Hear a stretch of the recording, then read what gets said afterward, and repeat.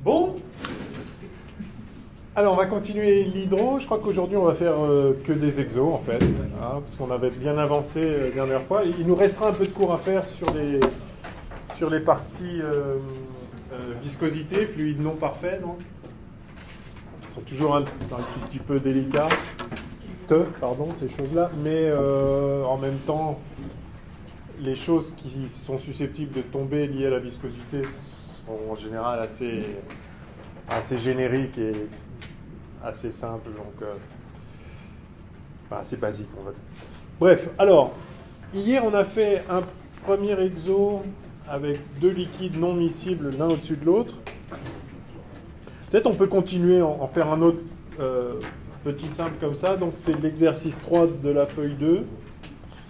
Alors on a un tube. Ça c'est vraiment les exercices niveau seconde, quoi. Enfin, non mais niveau, enfin, je sais pas, niveau collège quasiment, quoi. Monsieur, est-ce que vous avez des lancers par... Oui, il m'en reste.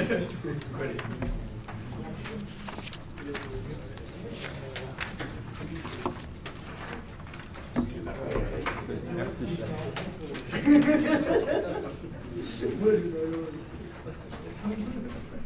Donc, voilà un tube en pu, bouché hermétiquement à une de ses extrémités, ouvert à l'air libre à l'autre extrémité, et dedans, il y a du mercure,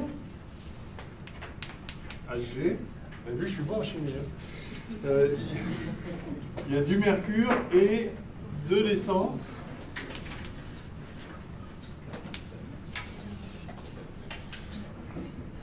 Et la configuration est comme ceci. Donc on a un axe Z. Et on a... Alors donc il y a trois niveaux différents. Hein. Celui le haut du mercure ici, Z3. Donc ça c'est le point 3, ça c'est le point 1, donc la surface, enfin, l'interface supérieure de l'essence, Z1 donc, et l'interface entre l'essence et le mercure, Z2. Un tube en nu fermé à une extrémité contient deux liquides non miscibles de l'essence de masse volumique ρE, ρ essence. Bon, 700 kg par mètre cube. Bien. Entre les surfaces 1 et 2, alors là, il y a la hauteur H. 728 mm. Bon, je mettrai les chiffres après si on veut. Et du mercure de masse volumique ρ. Je ne sais pas pourquoi c'est marqué ρE. On va dire. Ah oui, j'ai fait un mauvais copier-coller sans doute. ρHg. 13 600 kg par mètre cube. Et H', donc on a cette distance-là. Voilà. H' ici qui vaut 15 mm. D'accord. La surface à l'air libre étant à pression atmosphérique. Là, il y a P0. On a dit que ça ne variait pas beaucoup avec l'altitude tant qu'on est sur des centimètres ou même des mètres.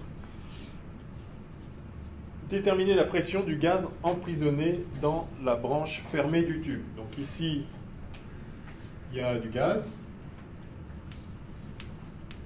Ne serait-ce que la vapeur saturante du mercure qui est en dessous. Enfin, ça peut jamais être complètement vide. Donc en tout cas, là, il y a un gaz. Quelle est la pression de ce gaz? La question. Alors, vous le faites, on le fait, je le fais. Nous le faisons ensemble. On va écrire, c'est statique, donc on va écrire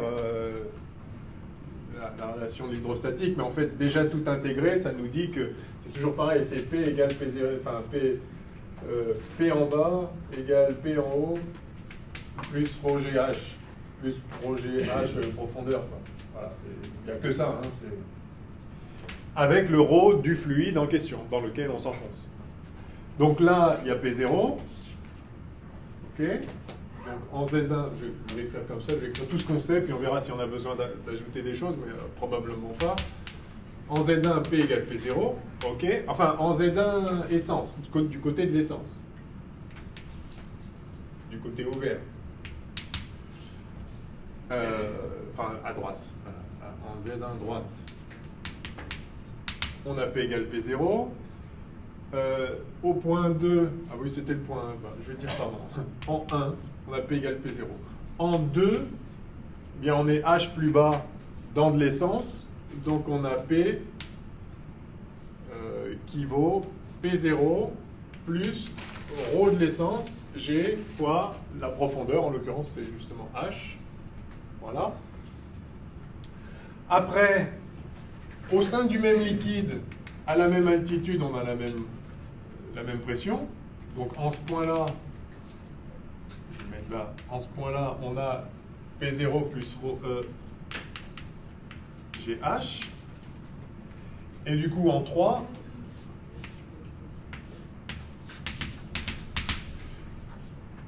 alors en 3, on est moins profond qu'ici. Donc en 3, on a ce truc-là. Donc P0, donc P égale P0 plus ρe GH moins une élévation de H', mais dans du mercure cette fois. Moins ρ mercure G H'. On a P0, on s'enfonce dans de l'essence, donc on ajoute ρ de l'essence GH, et puis on remonte dans du mercure, donc on retire ρ du mercure GH'. Mais en fait, ça y est, c'est tout, ça répond à la question. C'était ça la question, non? En fait, la pression du gaz enfermé, bah oui, après la pression ici, c'est la pression du gaz. Parce que si ce n'était pas le cas, s'il y avait une plus grande pression là, bah, le niveau monterait. Enfin, ou l'inverse, s'il y avait plus de pression là, ça appuierait et ça descendrait. Mais donc au repos, enfin, à l'équilibre, évidemment la pression sur une interface est la même de part et d'autre. Sinon l'interface se déplacerait. Bah, donc en fait, voilà. On a fait le premier exo. Ouais? Est-ce que vous pouvez restituer le signe? Oui, donc, la base c'est ça. P en bas, c'est P en haut, plus ρGH. Quand on s'enfonce, enfin, plus on va profond, plus il y a de pression. Donc de là à là, là la pression ici elle est plus grande, donc on ajoute ρGH pour passer de là à là. Ensuite la pression entre ici et là c'est la même, puisque on est à la même altitude dans le même fluide. Et maintenant pour passer de là à là, on s'élève, donc la pression diminue cette fois. Donc il faut retirer ρGH, enfin le nouveau ρ, G, le nouveau H. Okay. Donc moins ρ du mercure, GH'. Bah voilà, l'exo est fini. Du coup, on va faire l'application numérique, sinon on va être frustré d'avoir fait tout ça pour si peu de choses. Enfin, d'avoir fait si peu, au contraire, pour un exercice. Alors, P0, on nous la donne. Bon, pression atmosphérique normale, on va dire. Allez. C'est combien exactement? C'est 1,013, c'est ça, hein? C'est 1,013 bar. Bon, je le mets. En barre, bah, allez, je vais le mettre en Pascal quand même. Comme ça, on a tout en Pascal. Donc, plus ρ de l'essence, on a dit 700. Alors, c'est déjà dans les bonnes unités, enfin dans les unités système international. Donc, on va tout exprimer en kilogrammes et en mètres. Donc, 700 fois G, bon, allez, 9,80, soyons fous, fois H, 728 mm, donc 0,728, moins ρ du mercure, 13 600, fois 9,81, fois 15 mm, donc 0,015. Je n'ai pas pris ma calculette, donc c'est à vous de bosser là. Égal, et ce sera des pascals.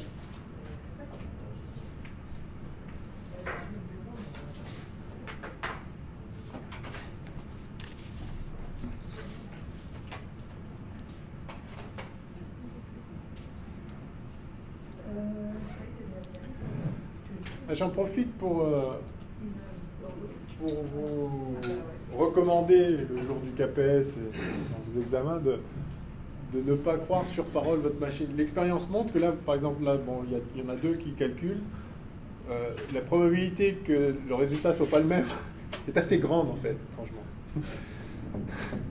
Enfin, quand il y a deux personnes, il y a moins de probabilité que ce soit différent que quand il y en a 5. Mais quand il y en a 5, en général, il y en a toujours un qui n'a pas trouvé le bon truc. Ça veut dire que, grosso modo, vous vous plantez une fois sur 5. Enfin, moi aussi, tout le monde se plante une fois sur 5. C'est pas si simple d'appuyer sur les bons boutons, en fait. Il se trouve que c'est comme ça. Et donc sachez-le, c'est-à-dire vérifier la plausibilité du résultat, d'une part. N'écrivez jamais, alors ça vraiment jamais, n'écrivez jamais un résultat qui est délirant. Parce que ça, c'est très très très mal vu. On peut l'écrire mais dire que c'est pas possible. Oui, ou alors dites manifestement c'est faux, ça n'a pas de sens. Voilà. Et vérifiez un peu les ordres de grandeur. Assurez-vous que c'est pas n'importe quoi. Alors combien? 104 297. Ah, vous n'avez pas tous pareil? Ah, vous avez pareil. Combien? 104 290. 104. Et alors, combien avait ça? Parce que du coup, c'est peut-être pas ça. Hein. Vous l'aviez aussi? Ah, ça va. Tout le monde l'a eu? Non, pas vous? Ah ouais. Bon, alors, je vous ai dit 1 sur 5. C'est exactement 1 sur 5. J'ai oublié le 0. Ah ouais, voilà. C'est bon. Ok, bah oui, la deuxième fois, c'est bon. Donc ça vaut le coup de le refaire 2 fois. En gros, je pense que vous voyez, c'est à peu près ça. 1 sur 5, on se plante une fois sur 5. C'est pas une personne sur 5 qui se trompe, c'est chacun de nous une fois sur 5. C'est surtout ça. Il n'y a pas des gens plus idiots que les autres. Mais... Bon, ok. Donc on n'est pas très loin de... Enfin bon, la pression est un peu plus grande que la pression atmosphérique. Bon, qu'à cela ne tienne. Ah, vérifions justement alors... Qualitativement, est-ce qu'on s'attend effectivement à ce que la pression ici soit plus grande que la pression atmosphérique ou plus petite?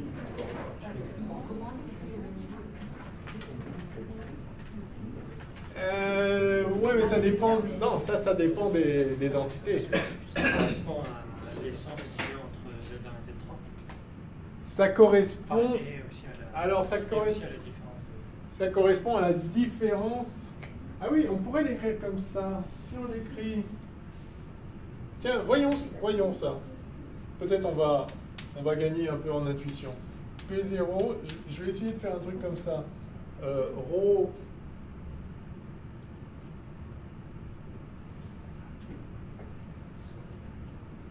définir un H moyen.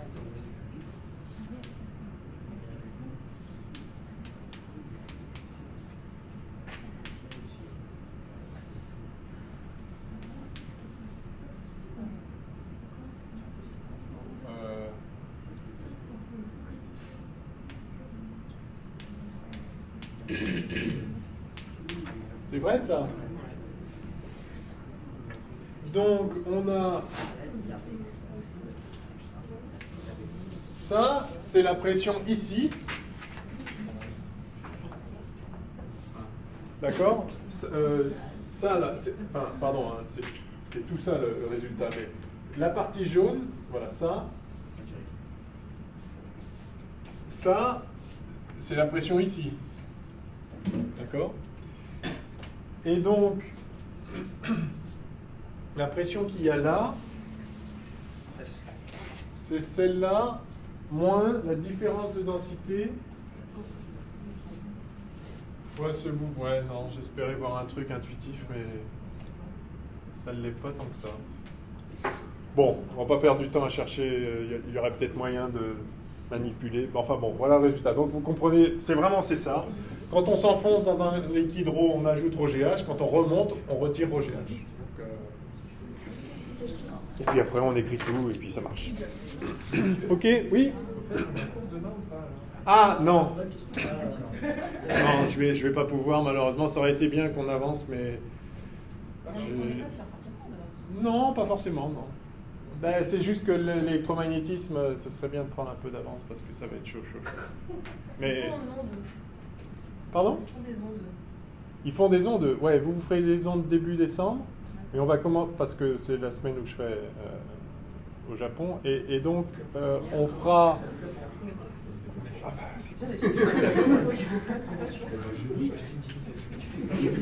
je ne me plains pas.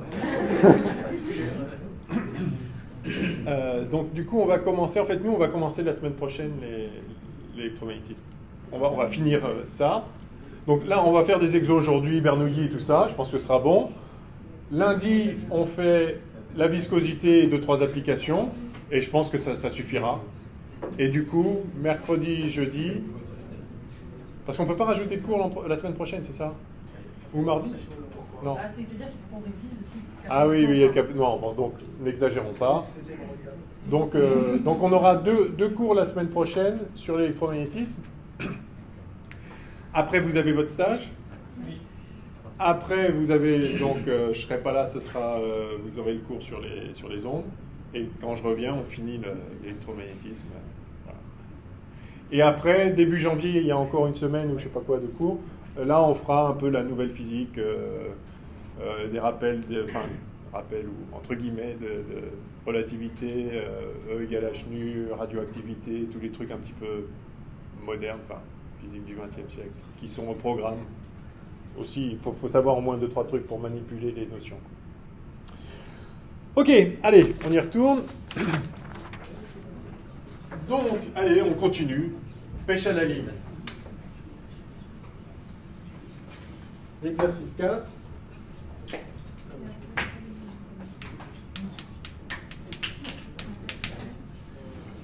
Alors, on considère une ligne de pêche constituée d'un flotteur.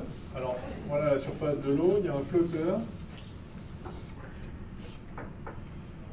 Ça, c'est le flotteur en question. Alors, le flotteur, vous allez voir, il est un peu spécial.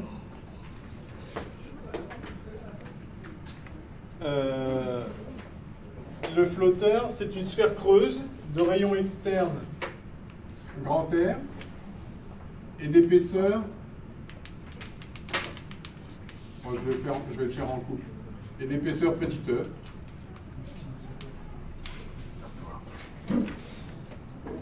Et il est constitué d'un matériau plastique de densité D égale 0,5. Ça, c'est la densité du matériau. Vous avez une sphère creuse avec une certaine épaisseur. L'accélération de la pesanteur, 9,81. Bon, enfin, on nageait vers le bas, quoi. Voilà. Et puis, il y a un plomb, enfin, il y a un fil de volume et de masse négligeable. Donc, le fil, il compte pour du beurre. Et au bout du fil, il y a un plomb. Qu'est-ce qu'ils nous disent? Alors, et on nous demande quelle doit être la masse du plomb qu'on met sur le fil pour que le flotteur soit à demi immergé. Ah oui, d'accord. Donc là, il y a une masse M. Par contre, il y a une coquille dans l'exercice. Ah oui? Ils disent pêche à la ligne en eau douce et eau de mer. Où est-ce que vous avez vu eau de mer? Ah oui. Oui. Ouais, bon, oui, c'est ma faute. J'ai mis un titre un peu bidon. Alors, vous avez raison. Non, c'est en eau douce parce que sinon on devrait considérer la densité de l'eau. Ah oui, ça dépend. Ah oui, oui. Donc, oui, on va prendre, ouais, on va le faire en eau douce, effectivement. Donc c'est de l'eau douce, c'est de l'eau standard. Ok. Donc masse du plomb pour que le flotteur soit à demi immergé.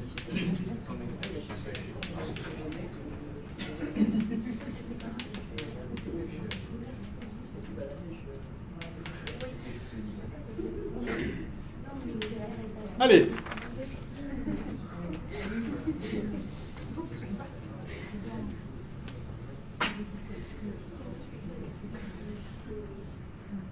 Bon, alors on va... qu'est-ce que vous suggérez?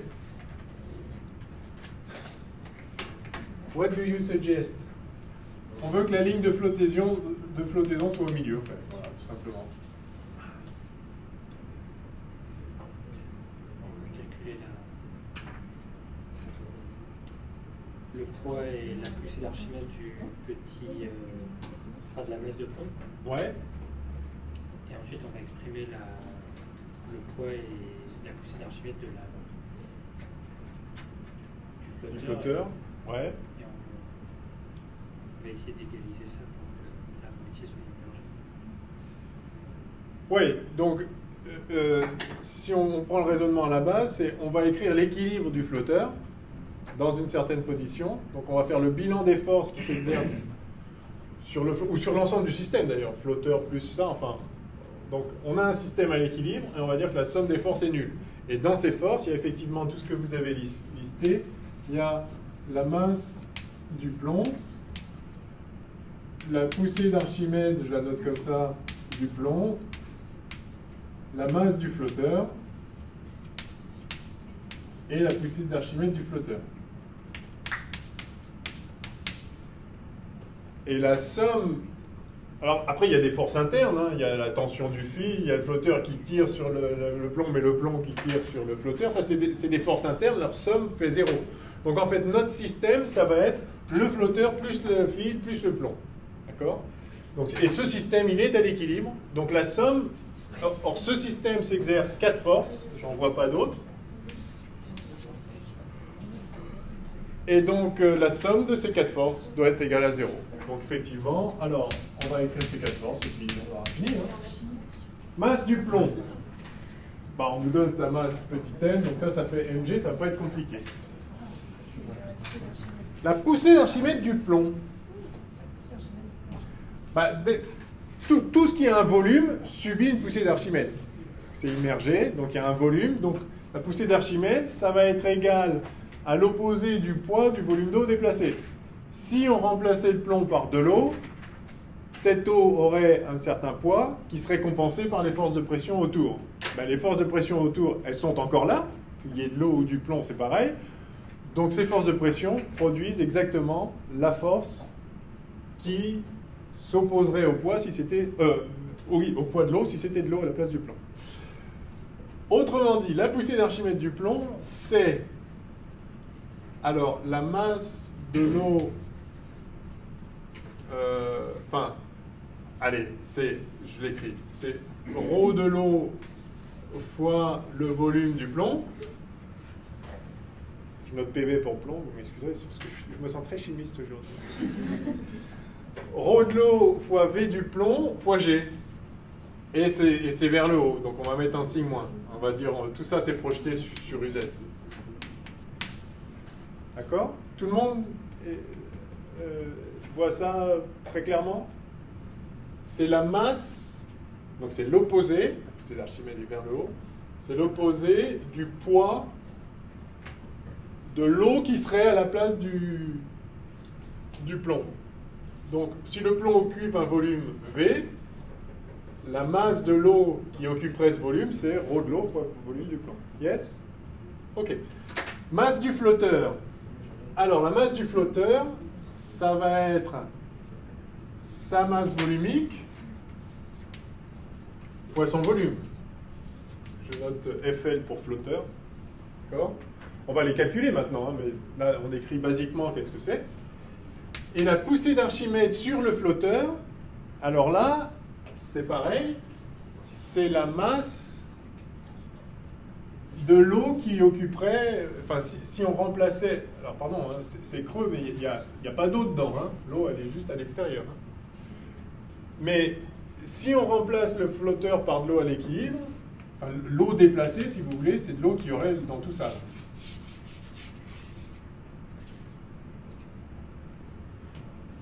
Donc ça va être moins ρ de l'eau, volume déplacé, je le note comme ça pour l'instant, on va l'écrire après, fois G. Ça c'est la somme des 4 forces. Ah oui, merci, G bien sûr. Yes. Le jour, on n'avait pas dit qu'il n'y avait pas de poussée d'Archimède quand la balle quand le truc était immergé. Ah non, on n'a pas dit ça. L'exemple que j'avais pris, c'était une balle dans le fond d'un truc avec de l'eau au-dessus, je crois. Ah oui, non, là, le truc, c'est que si vous le remplacez, ça tombe là. Si vous remplacez, il n'y a pas de souci. Hein. Ok. Il faut voir où serait l'eau s'il n'y avait pas le flotteur. Elle serait dans la partie jaune. Voilà. Donc c'est la masse de cette eau manquante qu'il faut prendre en compte. Alors cette eau manquante, elle a pour masse sa densité fois son volume. Alors, commençons par lui du coup. Le volume d'eau déplacée ici, c'est quoi? Alors, la question c'est qu'est-ce qu'il faut pour qu'on soit à la moitié? Donc ça va être la moitié du volume de la sphère. Alors le volume de la sphère c'est 4 tiers de pi r cube, donc 2 tiers de pi r cube. Ça fait moins rho de l'eau fois 2 tiers de pi r cube g.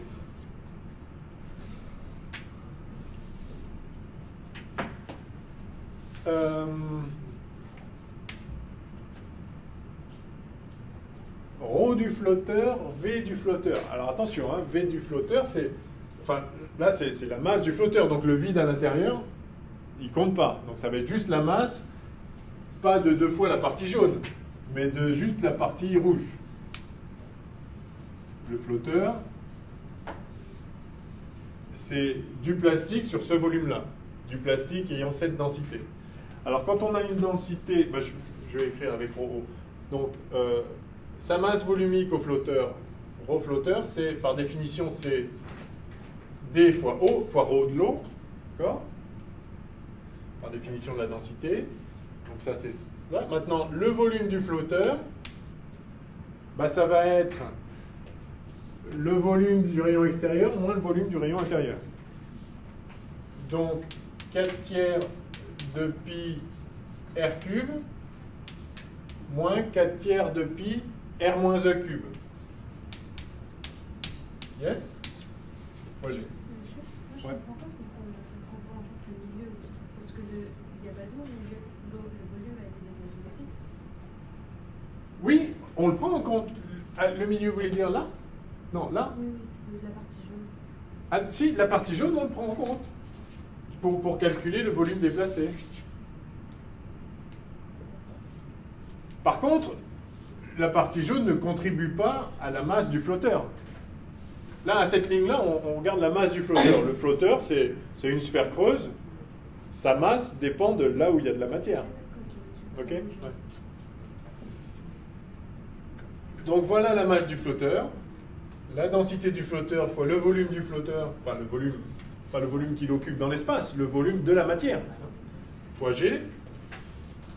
Et la poussée d'Archimède, alors, donc la masse du plomb, ok, mg, je reporte. La poussée d'Archimède du plomb, donc là, donc ρ de l'eau on l'a, G on l'a, il nous manque le volume du plomb. Ça, on ne nous l'a pas donné, le volume du plomb. Mais on nous donne sa masse, et on nous donne sa masse volumique, quelque part, j'espère. Ah oui. On nous la donne? C'est 131. Oui. 11 340. D'accord. Bon, donc on a un rho plomb quelque part.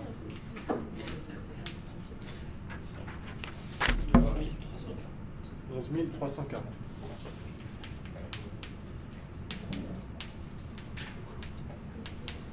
Kilo par mètre cube.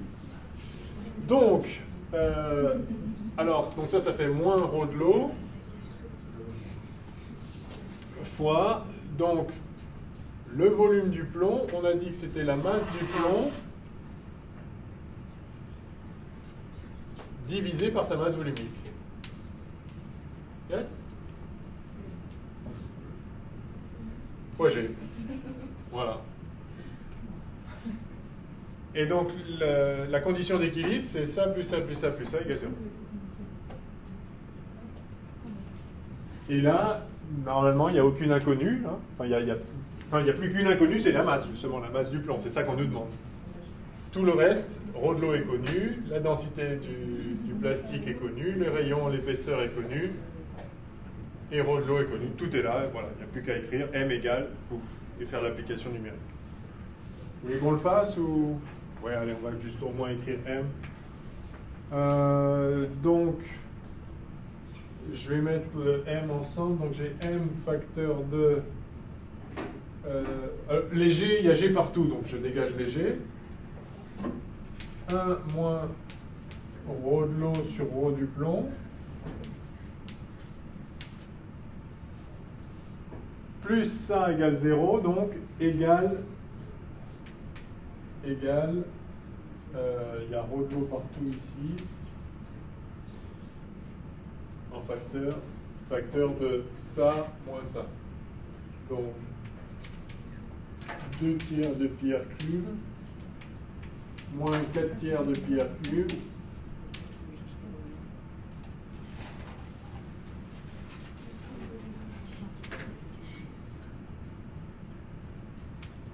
plus 4 tiers de pi r moins e cube.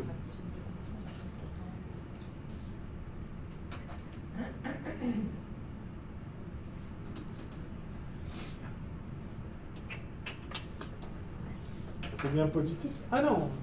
Ah bah si. Ça c'est positif. Rho de l'eau est plus petit que rho du plomb, oui. Mais ça a l'air négatif, ça, non?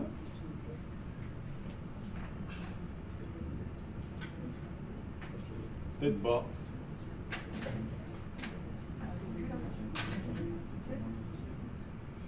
Ah non, non, non, non, non, oui, non, non, non, c'est bon, c'est bon. On fait un développement limité, là, c'est quoi les valeurs? E est petit devant grand R ou pas? E c'est 5 mm et R 35 mm? Ouais. Oh, quand même.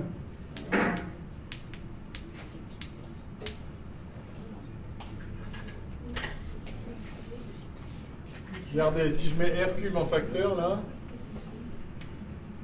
j'ai 1 moins E sur R au cube.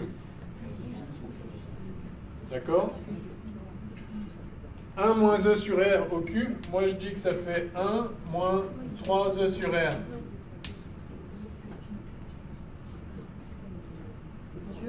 Ouais. Est-ce qu'on peut faire un rappel sur le développement limité? Ah, oui, on peut faire un rappel sur le développement limité. Alors, c'est très simple. 1 plus alpha, ou 1 plus epsilon, si vous voulez, puissance n'importe quoi, alpha, tiens.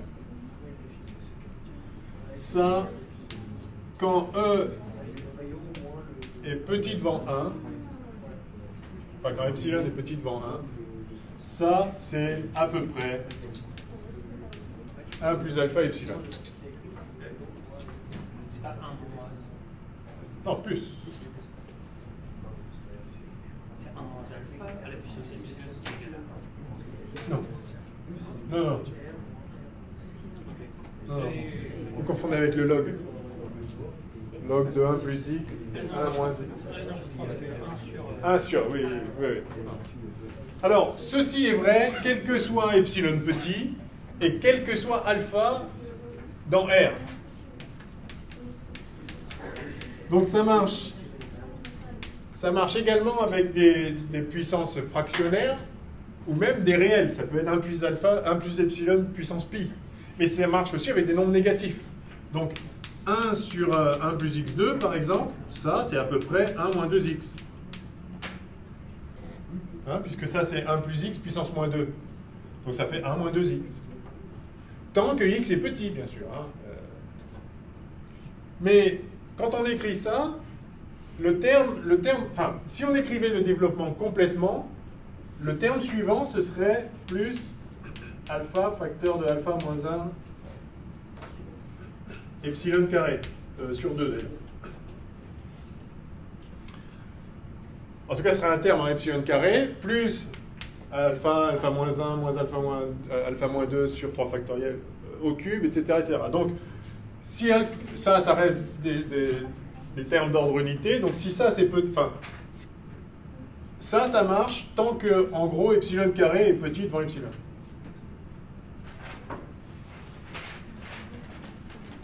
Donc, bon, voilà, donc c'est bon à epsilon près, quoi, un facteur epsilon près.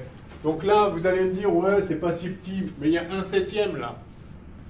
Ben, faites-le le calcul, faisons-le. Vous avez des calculettes, essayez d'avoir tous le même résultat. Donc là, ce qu'on voit, c'est qu'on a 1 moins E sur R au cube, d'accord? Donc, soit on le calcule pour de vrai, ça fait 1 moins 5 sur 35, c'est-à-dire 1 moins 1/7 au cube. Et moi, je dis que c'est quasiment 1 moins 3/7. Alors calculez les deux et dites-moi. Bien sûr, c'est pas pareil, hein, mais... Alors 1 moins 1 septième, donc ça fait 8 septièmes au cube. Pardon, 6 septièmes au cube. Et ça fait 4 septièmes.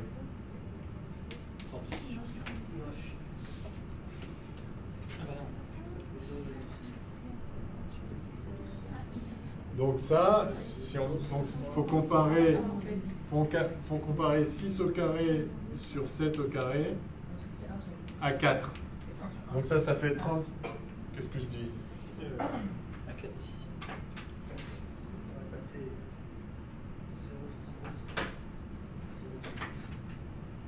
Combien? 0,63. Ça c'est 0,63, ouais. Oui, c'est 0,19. Combien? 0,19. Non. 0,19? Non, c'est pas possible. Oui, oui, attendez, qu'est-ce qui va pas? Il y a quelque chose qui va pas, je sais pas quoi, je suis aveuglé.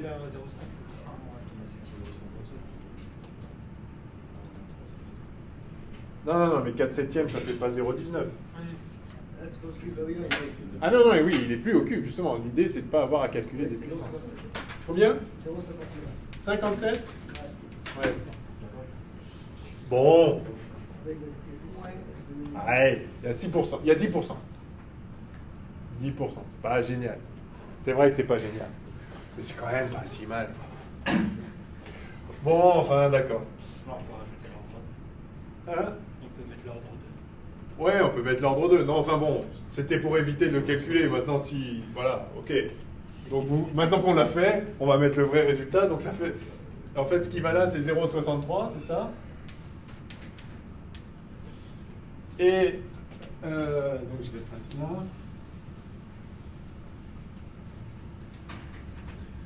Donc, finalement, on a M qui vaut ρ de l'eau sur 1 moins ρ de l'eau sur ρ du plomb, c'est-à-dire la densité du plomb, hein. Enfin 1 sur la densité du plomb, fois 2 tiers de pi r cube, tout ça facteur de 1 moins 2 plus 2 fois 0,63.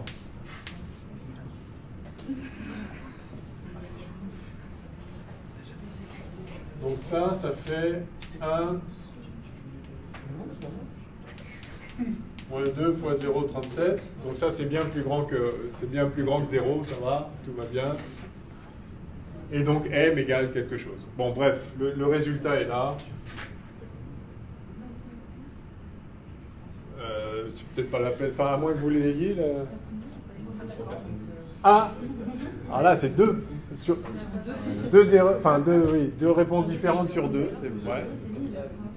Ça dépend sur comment. En kilogrammes par mètre cube. L'eau c'est 1000 kg par mètre cube. 1000 grammes par mètre. Rho du plomb, je l'ai effacé, c'était, je sais plus, 11 340, je sais pas quoi. R, attention, R c'est des mètres, hein. Si vous mettez tout dans les unités.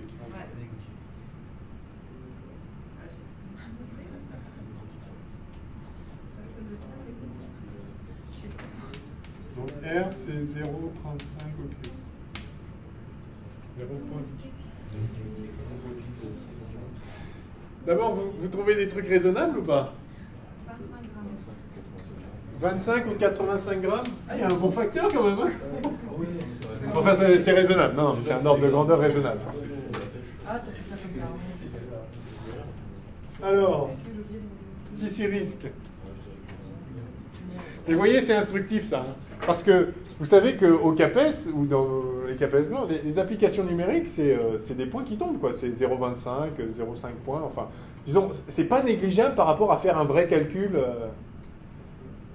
Donc, c'est vraiment dommage de se planter sur une application numérique, parce que vous pouvez vous faire distancer sur un truc où on a l'impression qu'il n'y a pas d'enjeu, quoi. Mais en fait, il y a quand même un enjeu, parce qu'en vrai, c'est pas si simple. Enfin, c'est trivial, mais c'est difficile.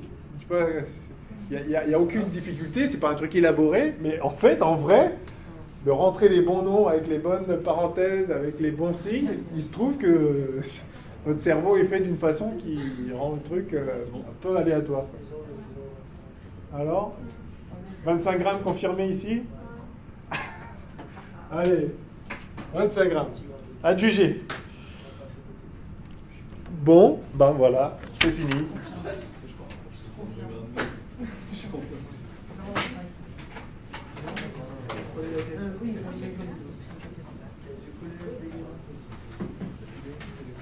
Donc l'essentiel de la difficulté dans cet exercice, à part un rappel sur la poussée d'Archimède, c'était de bien voir que le volume déplacé, c'est pas le volume du flotteur lui-même, c'est le volume qu'il occupe dans l'eau. Enfin, c'est le volume déplacé, comme son nom l'indique. Ok? Allez, un exercice ultra classique, la vidange d'un réservoir. Donc ça, c'est vraiment, il faut connaître, je dirais presque qu'il faut connaître le résultat aussi, mais en tout cas, il faut le retrouver en 2 secondes.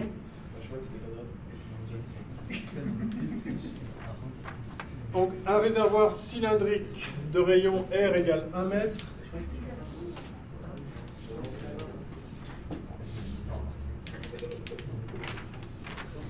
Rempli d'eau sur une hauteur H égale 5 mètres. Donc, on va dire qu'il est plein là. Donc, H égale 5 mètres.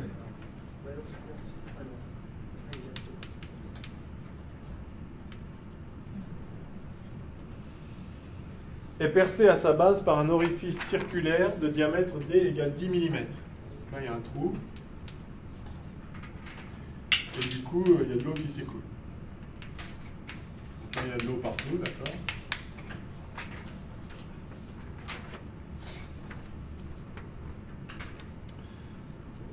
Donc le diamètre, orifice circulaire de diamètre, donc c'est le diamètre, hein, c'est pas le rayon, D égale 10 mm. Combien de temps prendra la vidange complète dans le champ de pesanteur terrestre? Et comparer le débit moyen au débit d'écoulement initial. Intéressant. Voilà, vous avez un tonneau percé. Au bout de combien de temps il va être vraiment vide? Marrant. J'aime bien ce genre de truc, parce que c'est quelque chose de super simple. En même temps, il faut savoir des choses, en fait, pour arriver à répondre à cette question.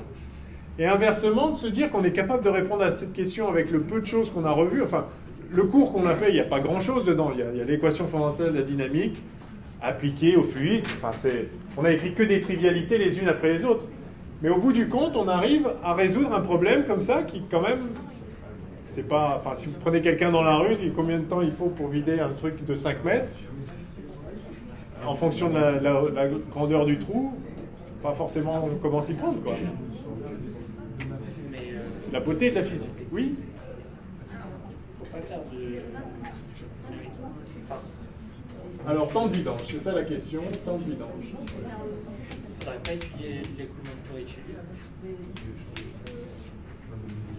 Wow. Oui, mais enfin, c'est un exercice, on peut faire celui-là, quoi. Je vais bien en faire un autre, mais je vous propose celui-là, moi.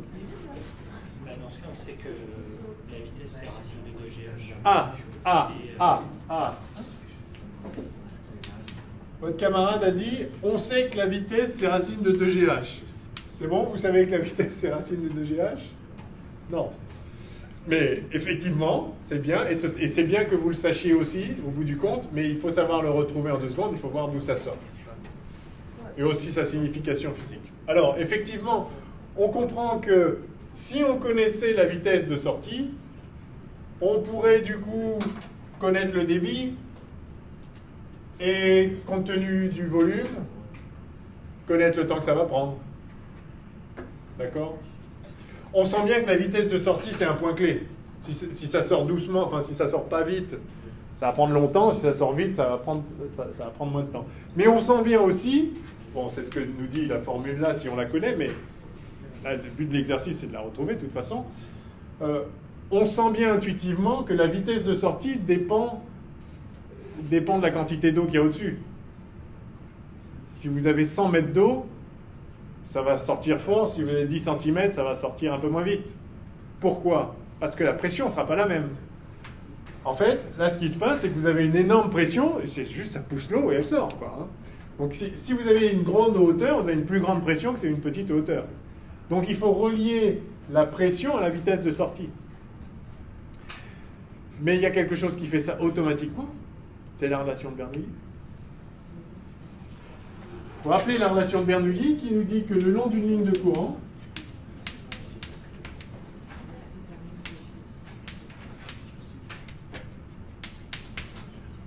on a 1,5 de ρ V2 plus P plus ρ Gz qui est une constante. Et ça, c'est magique. Oui? Est-ce que sur le haut du cylindre, on va avoir, ça va être ouvert ou fermé? Alors, c'est ouvert. Oui, c'est ouvert. C'est ouvert. Alors, ça pourrait être fermé. Il faudrait prendre en compte, du coup, la pression qui va diminuer. Et donc, bon, ce sera un peu plus compliqué. Enfin, ça se fait, hein. Mais du coup, ça va vaporiser un peu de l'eau. Donc, il faudrait traiter le changement d'état pour être vraiment propre. Parce que plus ça va être vide, plus... D'accord, bon, ça sera intéressant. Et du coup, ça va changer la température. Ce sera un problème... Tiens, un problème pour un CAPES, un de ces jours. Oui. Alors, oui, enfin, oui, effectivement, si c'est vraiment... Enfin, suivant comment ça se passe, il se pourrait que... Disons, si l'évaporation n'est pas suffisante pour... Enfin... S'il n'y a pas d'évaporation, voilà, s'il n'y a pas d'évaporation, ça ne peut pas baisser, puisque sinon ça va faire du vide. Et du coup, la pression... enfin, tout dépend, voilà, tout dépend si la pression de l'air ambiant à P0 ici, qui vient pousser là-dessus, vers le haut, si ça, c'est plus grand que le poids de l'eau, alors, ça ne tombera pas. Vous avez raison. Ça ne tombera pas. S'il n'y a pas de pression au-dessus, s'il n'y a pas d'évaporation, etc. Maintenant, si cette pression n'est pas suffisante, si ce n'est pas suffisant pour empêcher, enfin, pour lutter contre le poids du fluide, ça va quand même tomber. Du coup, ça va faire du vide qui va faire vaporiser de l'eau, etc. Donc il faut traiter, enfin, c'est un problème un peu complexe. Mais effectivement, il est parfaitement possible, si c'est formé en haut, il est parfaitement possible de faire un trou en bas et que ça ne tombe pas. Simplement parce que la pression atmosphérique est suffisante pour lutter contre le poids. Mais ça dépend de la taille du trou, ça dépend de la pression et donc de la hauteur d'eau, etc. Donc faut l'étudier, enfin c'est un autre problème, on peut le faire après. Mais... D'accord.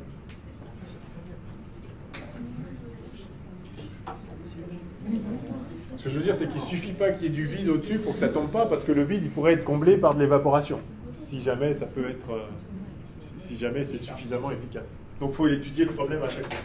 Ok, donc, alors, ça c'est la relation de Bernoulli, extrêmement importante, le long d'une ligne de courant. Alors ça c'est, dans ce cas-là, les lignes de courant ne sont pas très faciles à prédire, mais enfin on a une petite idée. Enfin, on peut imaginer, je sais pas, une ligne de courant qui fasse un peu comme ça, quoi. Des lignes comme ça, je sais pas. Je sais pas exactement, enfin, ça part du haut, ça arrive en bas, peu importe exactement comment ça marche. On va écrire que en bas et en haut, cette quantité-là est la même. Exactement par où il est passé, on s'en fiche. C'est constant sur toute la ligne de courant. Ce qui est sûr, c'est que la ligne de courant, elle part d'en haut, elle arrive en bas.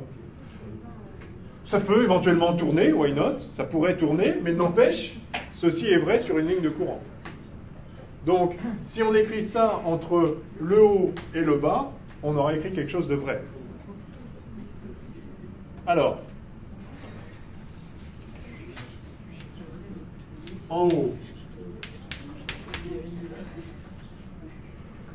Donc, alors, le ρ, c'est l'eau. Je vais l'appeler ρ, c'est pas la peine de mettre un indice. Donc, on a 1,5 de ρ. Alors, V...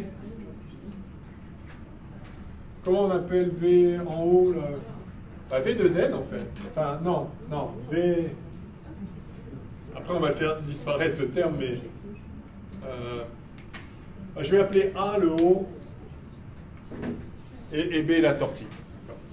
Donc j'ai 1,5 de rho VA carré plus P en A plus rho GZA, voilà, qui vaut 1,5 de rho VB carré plus PB plus rho GZB. Là pour l'instant, j'ai simplement écrit, enfin, traduit la relation de Bernoulli.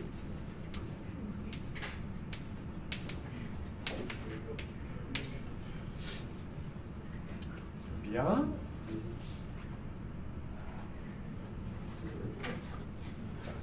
Alors, PA, bah, c'est la pression atmosphérique. Alors, c'est là où ça changerait si c'était pas ouvert, hein, si le récipient n'était pas ouvert. PB, c'est la pression atmosphérique aussi. On sort à l'air libre. Donc, ces deux trucs-là s'éliminent, là. Pouf, pouf. Et il nous reste 1,5 de rho VB carré égale 1,5 de rho VA carré plus rho G ZB moins ZA.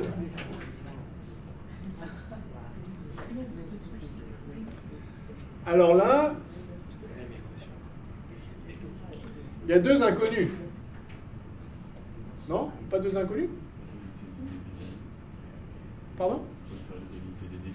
Ah, voilà, il y a deux inconnus, donc il nous manque une autre équation, et celle que vous suggérez est parfaitement recevable. Donc on a deux inconnus, VB et VA. Ça, c'est les hauteurs, ça c'est la hauteur H. Donc, à chaque instant, enfin c'est la hauteur H qui reste dans le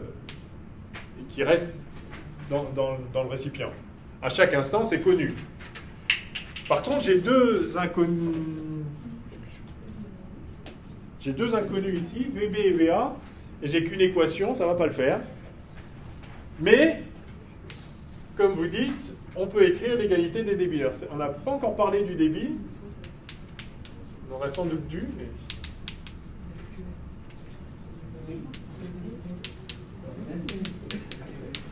On a un fluide incompressible, c'est-à-dire que toute l'eau qui part d'ici, elle sort là, ou inversement, tout ce qui est sorti là, ça a été retiré là-haut. D'accord ? Combien on retire d'eau par seconde d'ici? Donc, débit en bas. Eh bien, alors débit massique. Mais le débit volumique serait pareil, parce que la masse volumique est constante. dm sur dt. Donc, c'est quoi la quantité de matière qui traverse? C'est la vitesse au point B. Donc ça, je vais mettre indice B. La vitesse au point B fois... Je vais, pour ceux qui sont moins à l'aise, la quantité d'eau qui traverse pendant dt, c'est toute l'eau qui est contenue dans un cylindre de hauteur VBDT, de surface S ici qui n'est rien d'autre que pi d carré. Et donc ça c'est VDT S en B fois ρ, le tout divisé par dt. Donc ça fait ρ VB SB. Yes? Tu fais une bêtise? Oui? Dans quel cas on peut utiliser l'égalité des débits? En fait, alors, soit en régime stationnaire, c'est toujours, si vous avez un écoulement qui ne change pas en fonction du temps, s'il y a une certaine quantité d'eau qui passe à travers une surface, il y a la même quantité qui passe ailleurs, parce que sinon ça veut dire que ça s'accumule entre les deux. Et si ça s'accumule, c'est que ce n'est pas stationnaire. Et sinon, de toute façon, quand c'est incompressible, si vous chassez de l'eau là, c'est toujours pareil, comme ça ne peut pas se comprimer, si vous poussez là, ça doit sortir là. Donc, à travers n'importe quelle surface qui coupe l'écoulement, il y a toujours le même débit, il y a le même débit qui se conserve tout au long de l'écoulement. Quand c'est incompressible ou quand c'est stationnaire. Quand c'est les deux, bien sûr. D'accord. Alors là, c'est pas stationnaire. Le débit ne sera pas toujours le même, parce que le débit dépend de la vitesse et la vitesse va varier. Par contre, l'eau est incompressible. Donc tout ce qui part d'ici est sorti là, ou tout ce qui est sorti là est parti de là-haut. Ça a été pris quelque part. Et ça n'a pas été pris en dilatant l'eau. Donc c'est comme ça qu'on peut écrire que donc le débit de masse ou le débit volumique, tiens, j'en profite peut-être.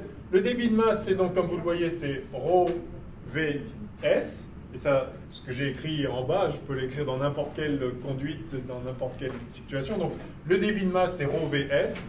Et le débit volumique, donc ça, c'est le débit de masse.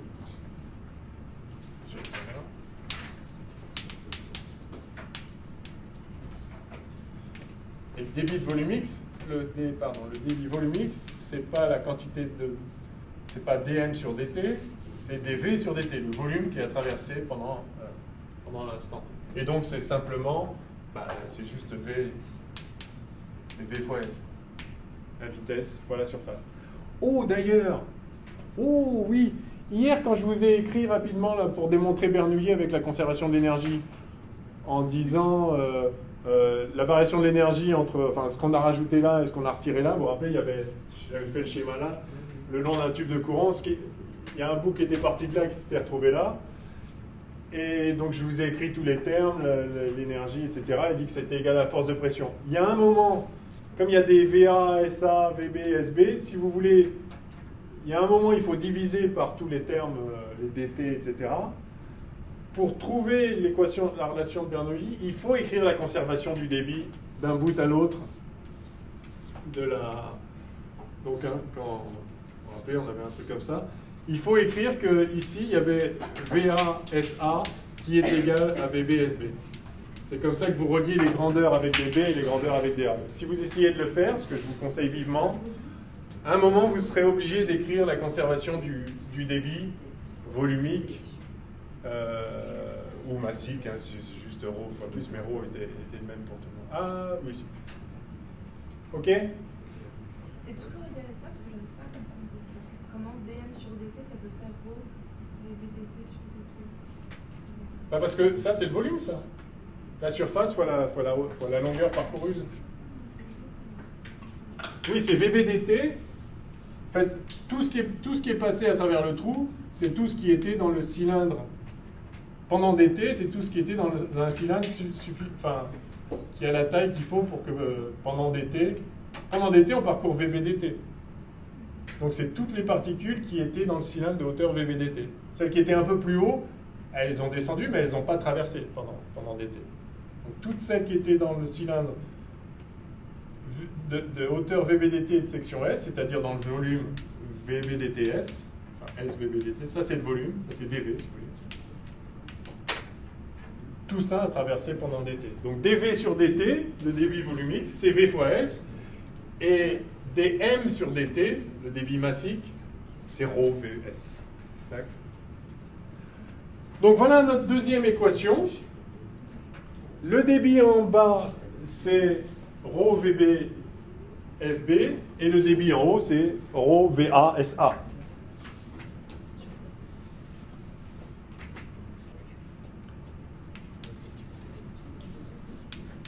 Conservation du débit.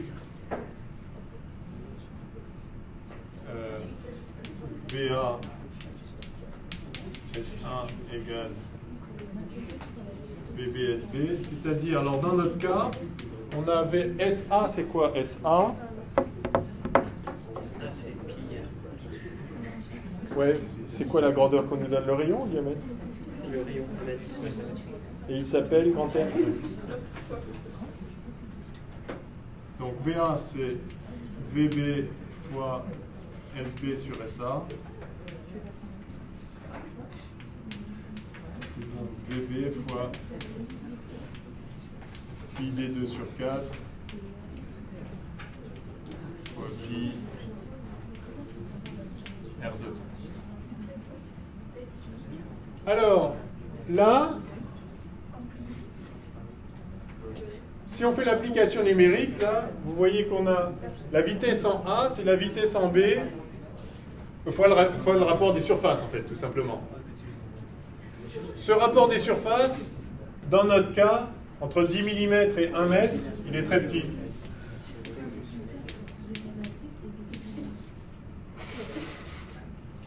Enfin, c'est même 2 mètres d'ailleurs le diamètre ici. Entre 2 mm et 2 mètres, il y a un facteur petit qui en plus est au carré, hein, puisque c'est la surface. Donc en fait, ce qu'on a, c'est que VA est très petit devant VB.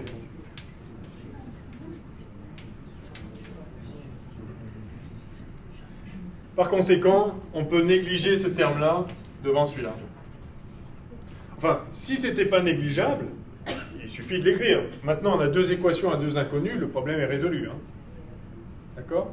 Et vous voyez que la formule que vous connaissez par cœur, elle n'est vraie que dans la mesure où on peut négliger cette surface par rapport à la surface globale. Sinon, ce n'est pas vrai. Mais donc, si on peut négliger la surface là par rapport à celle-ci, alors, hein, donc si ça c'est petit devant 1, alors VA est petit devant VB. Je vais l'écrire comme ça.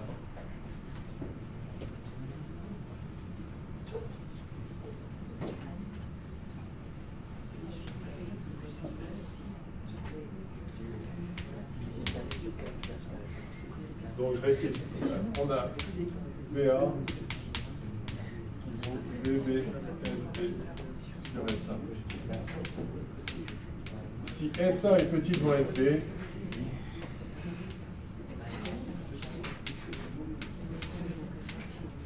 alors VA est petit devant VB, et par conséquent, 1,5 de ρ VB carré égale ρ G.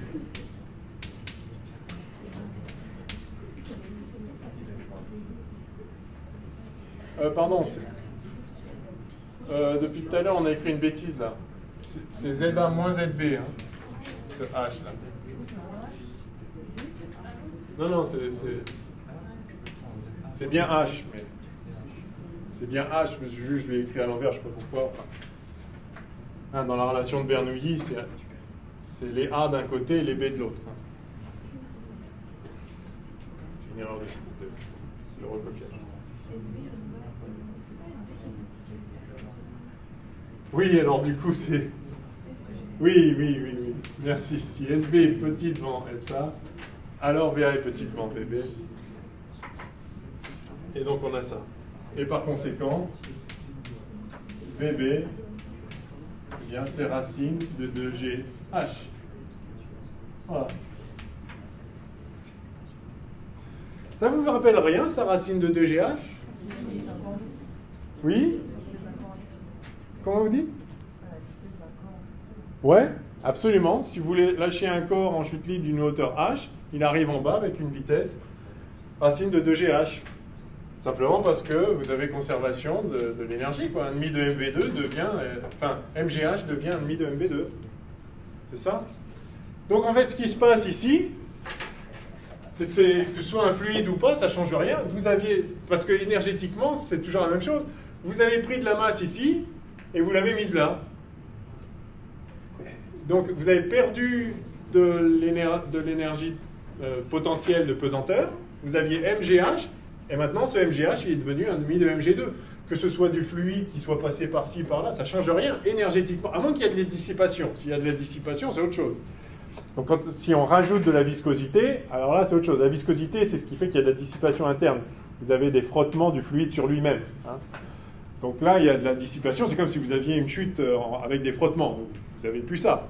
Mais tant que vous pouvez négliger la viscosité, qu'il n'y a pas de force autre que le poids, il n'y a pas de dissipation, eh bien, vous avez simplement conservation de l'énergie. Donc l'eau qui a été prise ici avec une certaine énergie potentielle se retrouve là avec une certaine énergie cinétique.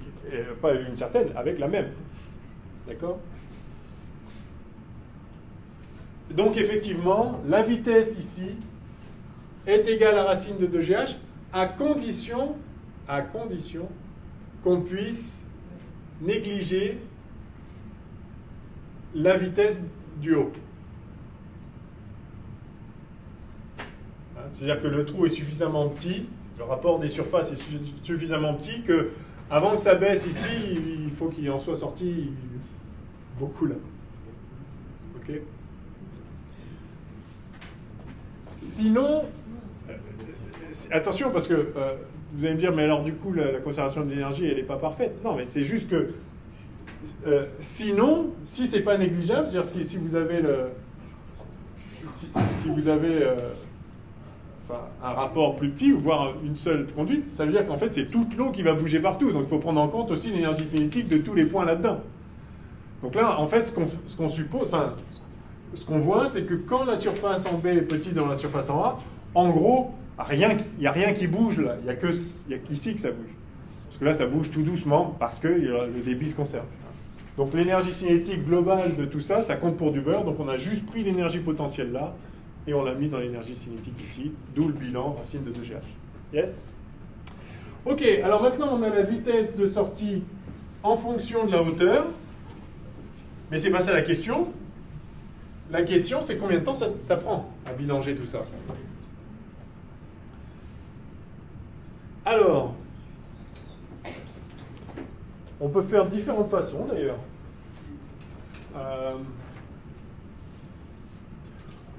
On peut regarder le débit, tiens. Allez, on peut raisonner avec le débit. On va dire le volume, donc dV sur dt. dV sur dt, c'est donc V fois S. Hein, donc ça va être VB fois... Ah oui, mais non, oui, enfin... Ouais.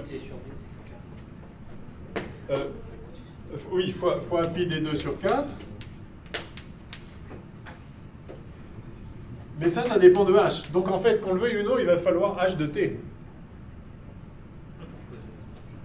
Parce que là, on pourrait dire, voilà, j'intègre, égale somme de VB de h, pi d2 sur 4 fois dt, de 0 au temps maximal, au temps que je cherche. Et une fois que donc je cherche le temps t, au bout duquel dV, ce sera le volume total qu'on avait au début. Enfin, pardon, ça c'est delta V du coup. Si ça c'est égal au volume complet, c'est-à-dire pi R2H, enfin le H du début, je vais l'appeler H0. Voilà. Le T tel qu'on a ça, c'est le T qu'on cherche. Le temps que ça prend à vider tout, à faire sortir un volume qui est le volume complet de l'eau qu'il y avait au début. Et vous voyez que ça, je ne peux pas l'intégrer parce que je ne connais pas V2H. Je ne connais pas V2T, je connais V2H. Alors H dépend du temps. H dépend du temps parce que petit à petit, ça va baisser. J'ai dit que ça baissait doucement pour avoir la vitesse de sortie, mais ça baisse quand même. Et sinon, enfin, oui, ça baisse quand même. Alors, de combien ça baisse là, peut-être on peut réintroduire V1 maintenant. V1, ça reste ça. V1, c'est dz sur dt, en fait. Enfin, c'est dz1 sur dt. Donc, c'est... D'accord? Donc ça va être dh sur dt, en fait. Oh non. Oh non. J'ai la thème aussi. Non, on n'y va pas. On est pas on brûle. On brûle, c'est pas grave. Non, ils vont venir. On finit juste à 2 secondes. Attends.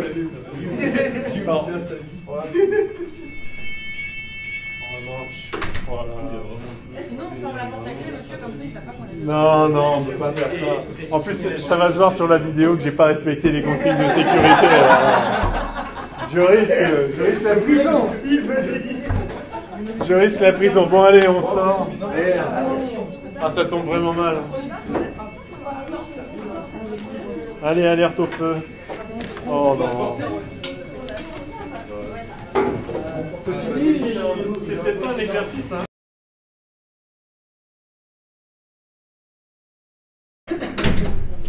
Allez. Ne perdons pas davantage de temps. Ah, je suis morgelé, moi, avec cette affaire. Ouais. Bon, alors, pour les prochaines fois, je viendrai encore avec une veste, quoi qu'il arrive. On en était où? Ah oui. DV sur DT égale DV Oui. sur T, c'est- Donc, on veut connaître la variation de l'altitude en fonction du temps. Donc, cette vitesse, c'est des ZA, oui, VA qu'on a ici. Donc, on a VB. Alors, il y a une légère, une légère faute logique, mais qu'on va justifier tout de suite. La légère faute logique, c'est qu'on a obtenu VB en supposant que VA était nul. Et puis maintenant, on écrit VA à partir de cette relation-là. Et du coup, bah, VA n'est pas nul. Mais le VB qu'on a mis là, je dis qu'on l'a écrit en supposant que VA était nul. Non, on a juste écrit ça en supposant que VA était négligeable devant VB. Donc, cette hypothèse, elle reste vraie, et donc il est légitime de calculer VB. C'est-à-dire, si on avait mis le vrai VA, si on avait mis, si on avait obtenu, si on n'avait pas négligé VA, c'est-à-dire si on avait rajouté ici un demi de rho VA carré,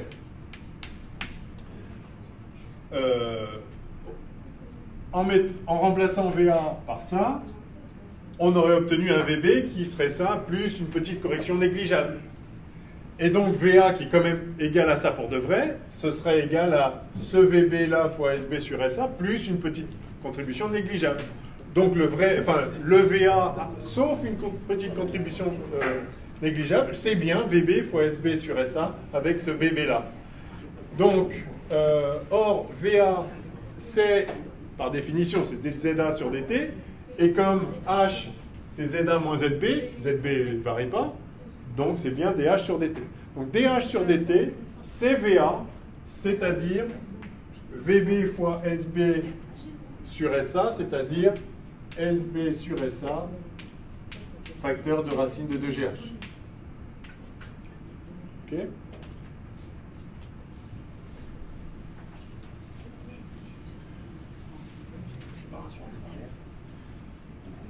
Pourquoi on cherche VA en fait? Parce qu'en fait, non, c'est surtout qu'on l'a VA. On cherche à quel. On cherche H de T en fait. On cherche la hauteur en fonction du temps. Et H de T est défini pour VA, pas pour VB. Ouais, donc VB c'est DH. Mais non, non, ça c'est la vitesse de l'écoulement. VA c'est bien la vitesse à laquelle le haut descend, quoi. Enfin, c'est pour ça que j'écris ici, VA, c'est DH sur DT. D'accord? Et donc, vous voyez que DH sur DT, c'est égal à ça. Et donc, juste, ça s'intègre, quoi. On a DH sur racine de 2GH, enfin, même mettre DH sur racine de H, qui vaut SB sur SA, racine de 2G, DT. OK? Si on fait un sur DT égale la racine de H sur DH. Ah, vous voulez dire en utilisant la dérivée logarithmique? Oui. Oui, bon, ça revient au même.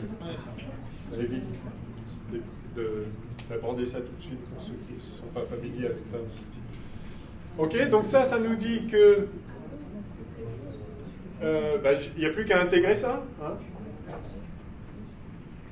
Donc on a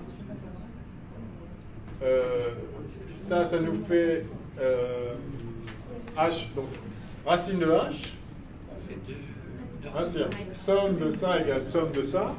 Donc ça fait 2 racines de H à prendre entre l'instant 0, enfin entre le début et maintenant. D'accord? C'est-à-dire la position h à l'instant t, et ça c'était h0 à t égale 0, c'est égal à donc SB sur SA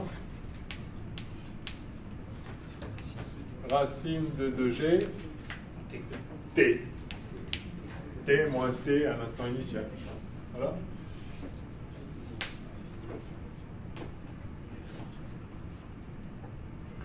Et nous, on cherche le T tel que maintenant, ça vaille 0.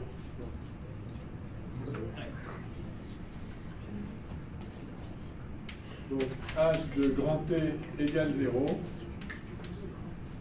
pour SB sur SA racine de 2G grand T égale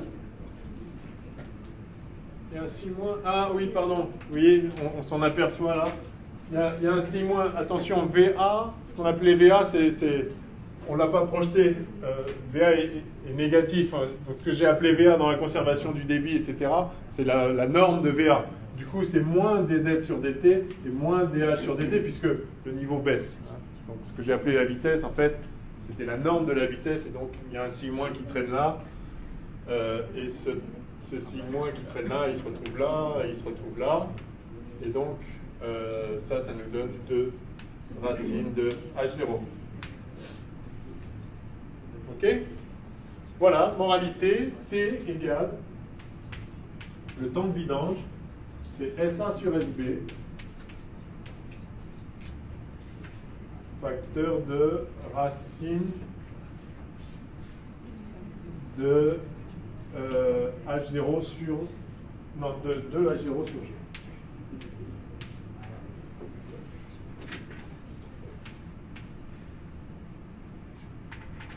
C'est magnifique ça, ce résultat. Non? Regardez ce beau résultat. Racine de 2H0 sur G, ça vous parle? Ça devrait vous parler. Ça va vous parler? Sinon, je vais vous en parler. Combien de temps ça met un corps à chuter, un solide à chuter d'une hauteur h? Bah oui, c'est 1,5 GT2 égale h. C'est ça la chute libre.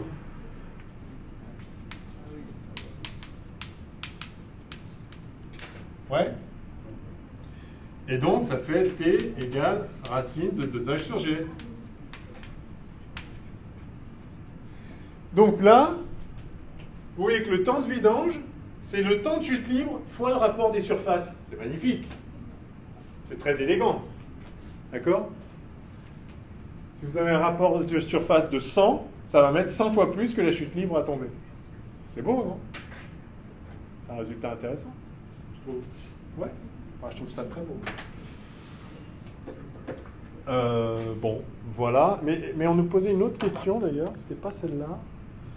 Je crois qu'on, si je me souviens, là, on a dit tout à l'heure, on voulait comparer à la vitesse moyenne, non? Enfin, comparer la vitesse moyenne à je sais pas quoi. Le débit volumique moyen au débit d'écoulement initial. Ah oui, d'accord. Donc, comparer le débit volumique moyen au débit d'écoulement initial. Alors, le débit d'écoulement initial, c'était VB SB. D'accord? Et, ouais, et alors, donc, en fait, le débit moyen, donc D initial. Ah, pardon, enfin, non, ça c'est le débit. Le débit c'est VB SB. Donc, le débit initial, c'est la vitesse initiale fois SB, c'est-à-dire racine de 2H0, racine de G H0 fois SB. Et le débit moyen, eh bien, c'est la moyenne des vitesses, en fait. Ou si vous voulez, c'est le volume total divisé. Donc, c'est le volume total, c'est SA fois H0, divisé par le temps total. Hein? Une autre façon de le voir. J'ai plus de place là, je vais le mettre là.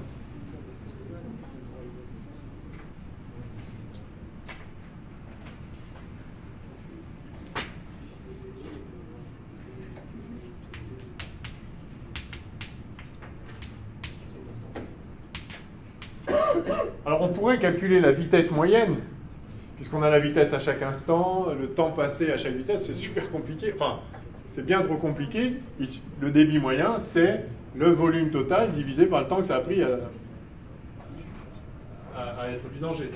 Donc c'est, allez, je vais l'écrire comme ça, V tot sur grand T, ce qui est là, T de la vidange, là. C'est donc SAH0 sur SA sur SB racine de 2H0 sur G. Et donc c'est égal à SB fois racine de G H0, non, de G sur 2H0. Non, oui, de G H0 sur 2, c'est ça. Donc le débit initial, c'est SB fois racine de 2GH, et le débit moyen, c'est SB racine de GH0 sur 2. Par conséquent, D moyen sur D initial, c'est un débit.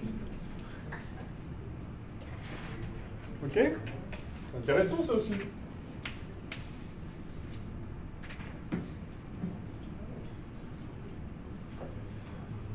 Si vous voulez estimer au bout de combien de temps ce sera vide, bon, vous voyez à peu près à quelle vitesse ça se vide au début, puis ça sera en fait 2 fois plus long que ça.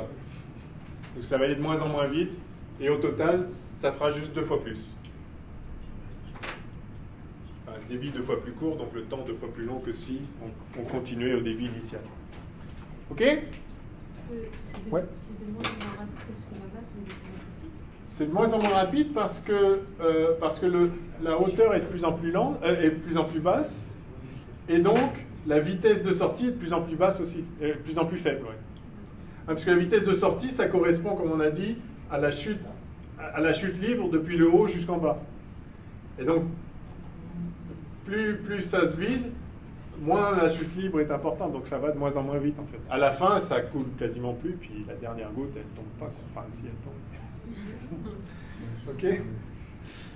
Voilà, et en moyenne, ça fait ça fait ça. Ça fait la moitié. All right. Ok.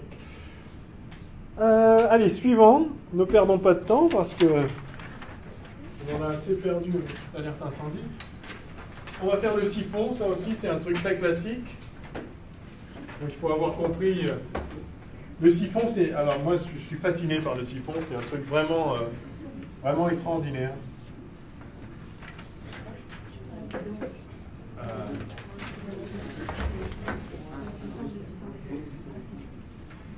Parce qu'il y a quand même un petit côté contre-intuitif, quoi. Il y a quand même un truc où on se dit, mais c'est pas possible, c'est magique.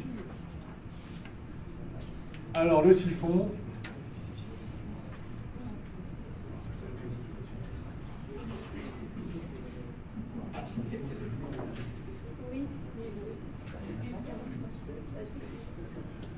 Donc on a de l'eau partout là.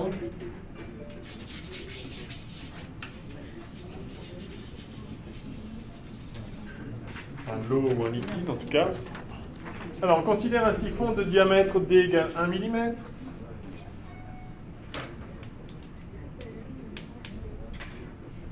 Petit d.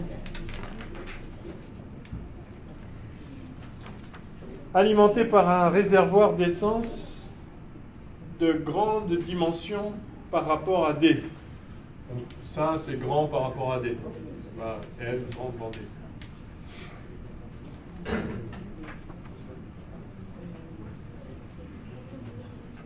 Et ouvert à l'atmosphère. Donc, il y a P0 au-dessus, et ça ne changera pas. Le fluide est supposé parfait, donc pas de viscosité, donc pas de perte d'énergie, donc Bernoulli va s'appliquer. Si toutefois on en a besoin. La masse volumique ρ, 700 kg par mètre cube, bon ok. C'est effectivement plus léger que de l'eau. le champ de pesanteur G. La branche horizontale du siphon se situe à une hauteur h au-dessus de la surface libre du réservoir. Donc là, on a une échelle Z. On a ici ZA. Donc ça, c'est le point A. Enfin, c'est la hauteur A. C'est le plan A, disons. Là, on a la hauteur B qui nous donne un ZB. Et entre les deux, il y a H.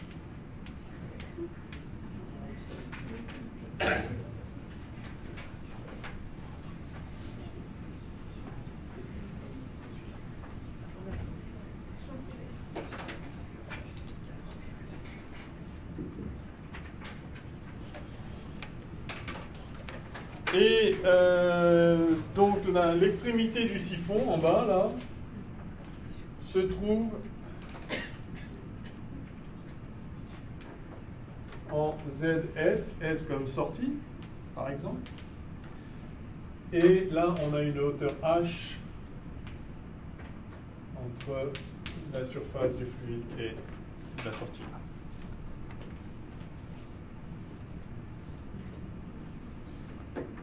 Déterminer la vitesse d'écoulement dans le siphon. Premièrement.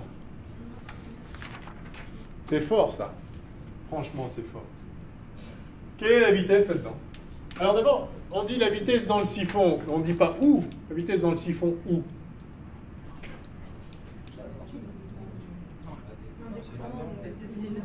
En fait, c'est la même partout. Bonne réponse. Hein, parce qu'il y a conservation du débit. Le débit volumique ou massique, ce sera ρ fois ça. Le débit volumique, c'est V fois la section. Et donc, à moins que le tuyau s'élargisse ou se rétrécisse, c'est la même section partout, ce sera la même vitesse partout. Donc cette vitesse, on l'appelle, on ne lui donne pas de nom, ben nous on va l'appeler V, voilà, V. Et c'est ça qu'on veut connaître. Alors, c'est pas statique, c'est dynamique, donc on va plutôt chercher une relation, on cherche une vitesse, donc on cherche plutôt une relation qui relie la vitesse à la pression, à la densité, à tout ce qu'on veut. Enfin, c'est Bernoulli, il n'y a pas grand-chose. Hein. Donc, on va écrire Bernoulli. Alors, attention, Bernoulli s'applique le long d'une ligne de courant, donc il faut considérer une ligne de courant, mais peu importe. Je peux imaginer une ligne de courant qui fait ça, je sais pas, qui peut faire un truc un peu, peut-être, voilà, et puis qui fait ça, et puis qui sort. Je ne sais pas exactement comment ça va se passer, mais peu importe. Ça part quelque part à la surface, là, et ça sort. Donc on va aller de A à S, en fait. Donc on va appliquer Bernoulli entre A et S.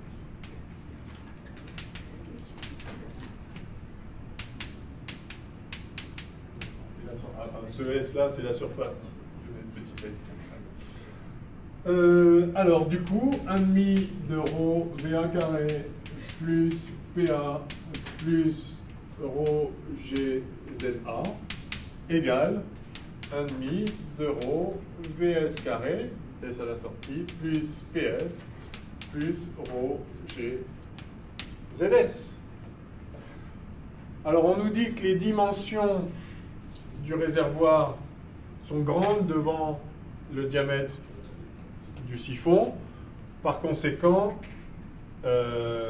par conservation du débit, on va avoir la vitesse en A fois la section du réservoir est égale à la vitesse dans le siphon fois la section du siphon. Et donc, ça veut dire qu'en gros, la vitesse de A, VA, est négligeable devant la vitesse dans le siphon, celle qu'on a appelée V, qui est d'ailleurs aussi la vitesse de sortie. Tiens, je vais appeler VS maintenant. OK? Ah, puis siphon et sortie, c'est la même lettre, donc c'est parfait. Donc on appelle VS la vitesse dans le siphon.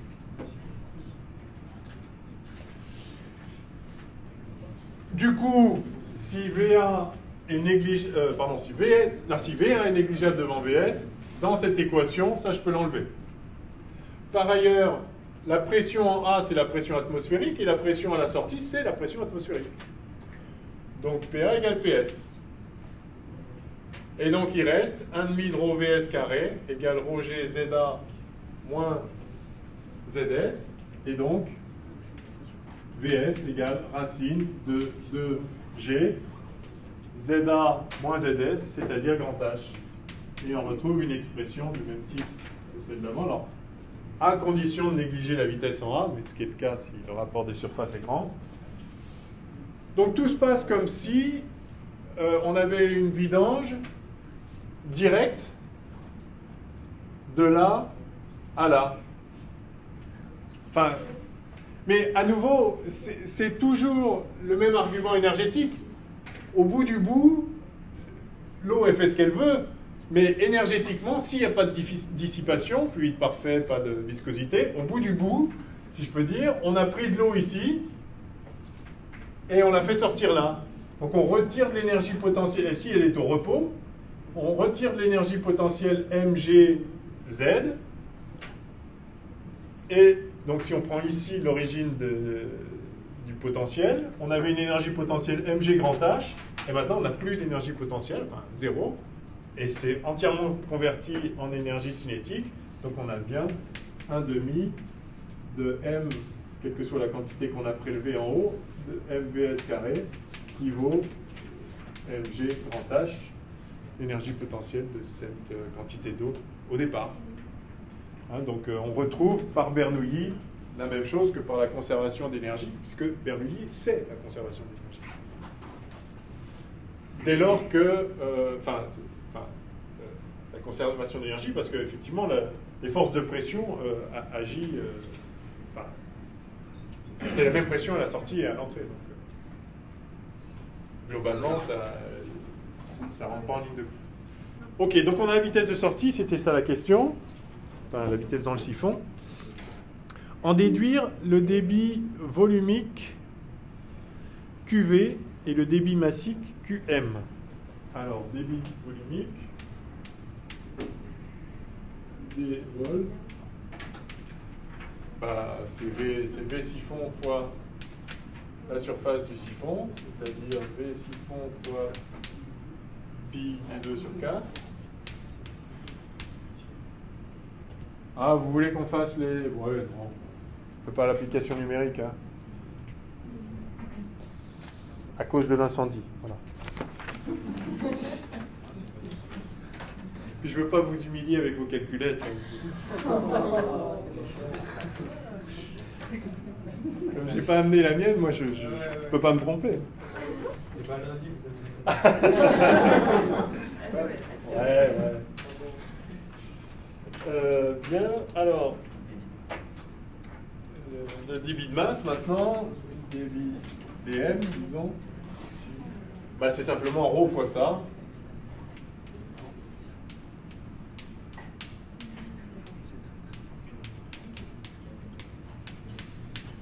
Ok.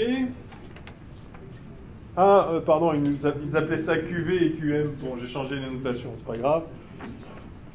Troisièmement, A. Donner l'expression de la pression PB au point B en fonction des données du problème. Et donner sa valeur numérique pour H égale 0,4. Ça, peut-être, on va quand même la calculer. J'efface quoi? Ça. Alors, en B,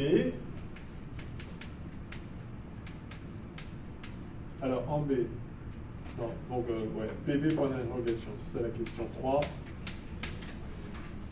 C'est pareil, Bernoulli, c'est valable le long d'une ligne de courant. Cette quantité, 1,5 de ρV2 plus P plus ρGZ, est constante le long de la ligne de courant, donc elle est constante aussi entre A et n'importe quel point, là, B par exemple. Donc je peux écrire que 1,5 de ρ VA carré plus PA plus ρGZA, c'est égal à 1,5 de ρ VB carré plus PB plus ρGZB. Alors pareil, ça on sait déjà que c'est négligeable devant ça. Ça d'ailleurs on sait combien ça vaut maintenant. Ça vaut, je viens de l'effacer, mais BB c'est BS, donc c'est racine de 2G grand H. P1 c'est toujours P0. Et PB c'est ce qu'on cherche. Donc voilà, PB égale P0 plus, donc, moins ρ G ZB moins ZA, c'est-à-dire petit h, plus 1/2 de ρ VB carré.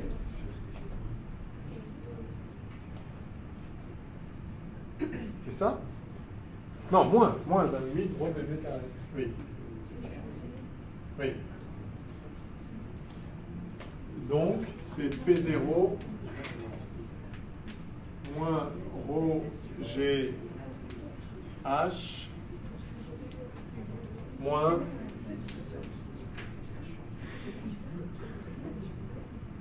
moins 1, ben oui, 1/2 de ρ VB carré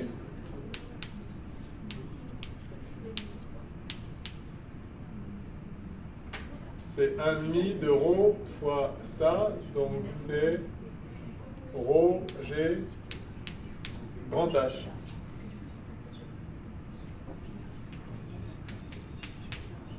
Moralité, PB égale, je me remets là cette fois.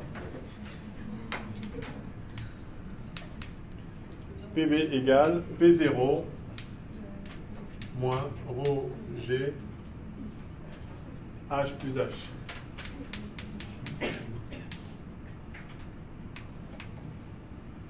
Pas mal. Donc c'est ρ G fois toute cette hauteur-là. Enfin, P0 moins ρ G. Ah, très important. Oui, vous alliez faire une remarque juste, je pense. Non, on a besoin de faire tout ça, on ne peut pas se placer carrément en statique. Oui, alors, mais oui, du coup, c'est la remarque qui va être utile. En fait, vous voyez que de là à là. Toujours la même chose, Alors, comme s'il était au repos. Voilà, c'est ça. Alors, c'est ça qui est. Si on l'avait juste dit comme ça, on aurait peut-être voulu le justifier. Parce que la relation en statique, si ça c'était au repos, on aurait cette différence de pression. Mais c'est pas au repos. Mais c'est en mouvement à la même vitesse, c'est uniforme. Donc à la limite, c'est au repos dans un référentiel qui irait à la vitesse VB vers le bas. En tout cas, on voit bien que la relation de Bernoulli nous dit que ce soit au repos ou pas, si c'est en translation uniforme en quelque sorte, enfin si c'est à la même vitesse partout, bah, tout se passe comme si c'était en statique. Parce qu'en mécanique, vous disiez l'état de repos, ce n'est pas forcément un état à l'arrêt, c'est juste Ouais. quand il n'y a rien qui modifie son état Ouais. à l'initial. Oui, somme des forces égale 0, ça, voilà, ça fait l'équilibre, ou bien vitesse constante, mouvement uniforme. Ouais. Donc tout ça est lié effectivement. Donc en tout cas, on vient de démontrer cette chose qui, après coup, paraît évidente, c'est que pour calculer la pression là, il aurait suffi de dire que bah, ici il y a P0, et puis pour passer de là à là, on monte dans un fluide de densité ρ, et donc on perd ρg fois la hauteur en question. La pression là, c'est la pression là, plus ρgh, comme toujours. Que ce soit en mouvement ou pas, en l'occurrence, ça ne change rien. Parce que c'est... Ok, c'est un mouvement... Et le P0 à la sortie, c'est ça- la même que... Oui, c'est le même que là-haut. C'est ouvert. Oui, alors, comme c'est un peu plus bas, la pression atmosphérique a un petit peu baissé, un petit peu cru en bas, mais ça compte pour du beurre, hein, sûr.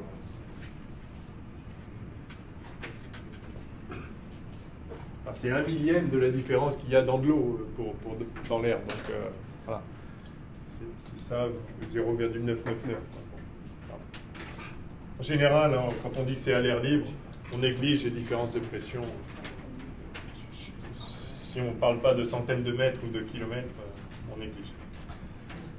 Ok, donc voilà la réponse à la question 3. Et maintenant, question 4.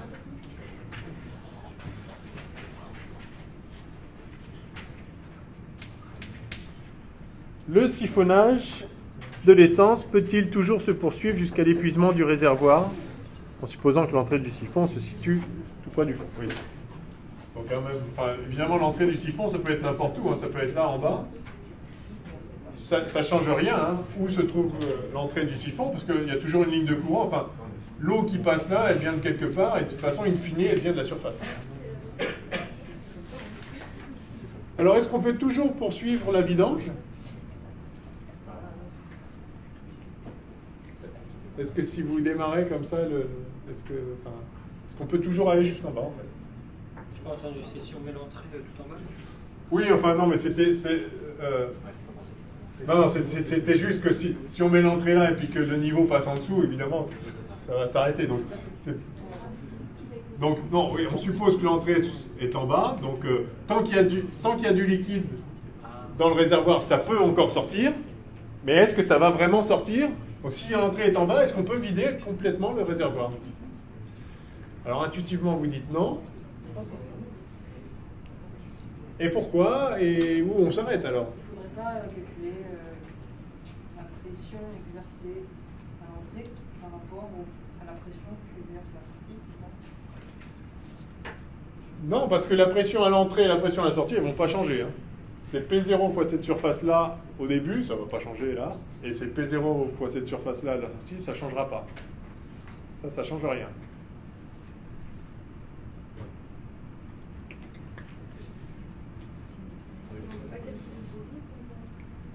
Bah si, mais le débit on l'a. Voilà, ça vaut ça.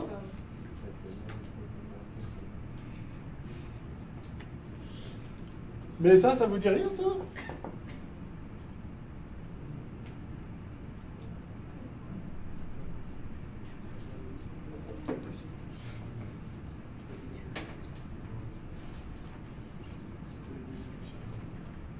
C'est pas forcément directement lié à la question d'ailleurs, mais